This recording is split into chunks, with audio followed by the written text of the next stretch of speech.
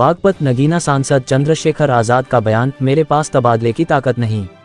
जिस दिन ये ताकत मिल गई, गरीब की बेटी पर कोई नहीं उठाएगा नजर। बीजेपी सरकार में मुस्लिमों पर हो रहे जुल्म। मैं जिस जिले में जाता हूँ इतनी फाइलें मेरे पास आती।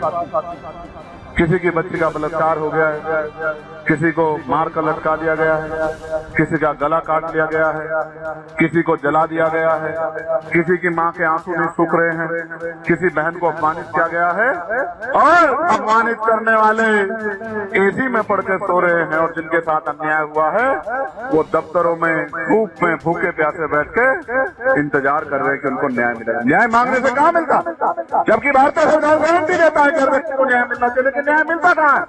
न्याय तो छीनना पड़ता है। न्याय मांगने से नहीं मिलता, मांगने से भीख मिलती है।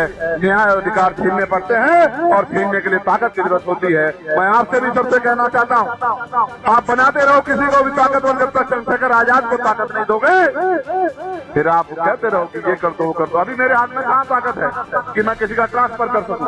अभी मेरे हाथ में कहाँ ताकत है कि मैं किसी का प्रमोशन कर सकूं? अभी मेरे हाथ में कहाँ ताकत है कि जो आपकी सुनवाई ना करे मैं उसको सस्पेंड करके मुकदमा करके जेल में डाल सकूं? कहाँ मेरे हाथ में ताकत है? आप देखना, जिस दिन यह ताकत चंद्रशेखर आजाद के हाथ में होगी, भीम आर्मी आजाद समाज पार्टी के हाथ में होगी, आप देखना कोई गरीब की बच्ची की तरफ आंख उठा के नहीं देख पाएगा। मेरी बात पे आ सकता। अभी तो गुंडे दबंग लोग गरीबों को जो थोड़ी बहुत जमीन है उस पर कब्जा कर लेते हैं, कोई पूछने वाला नहीं।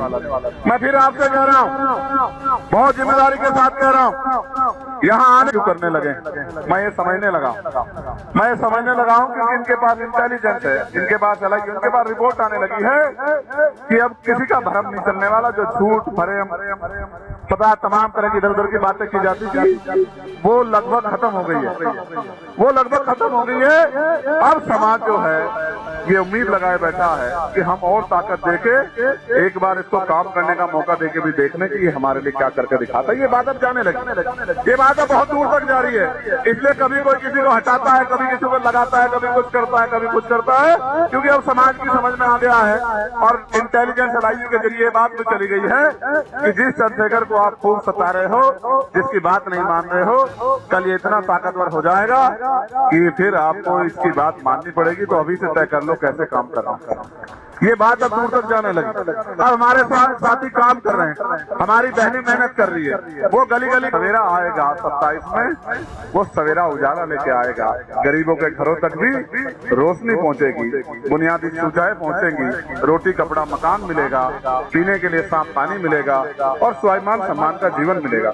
मैं एक बात आपसे पूछना चाहता हूँ, नहीं करते हैं और भेड़ भी भेड़ के पीछे चलती है और उनको लोग जानवर कहते हैं, पशु पक्षी कहते हैं। हम तो इंसान है, हमको नहीं पता चलना किसके पीछे चलना चाहिए, किसके साथ चलना चाहिए, हमको नहीं पता क्या?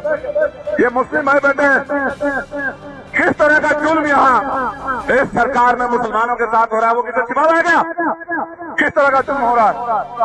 हमारे साथी कोशिश करते हैं उनको न्याय मिल जाए, लेकिन न्याय मांगने से नहीं मिलता। मैं आपको भी कह रहा हूँ, इधर जाओ उधर जाओ, कोई कुछ नहीं बदलेगा और सही जगह आ जाओगे तो सब कुछ बदल जाएगा। मैं बस आपको समझा रहा हूँ।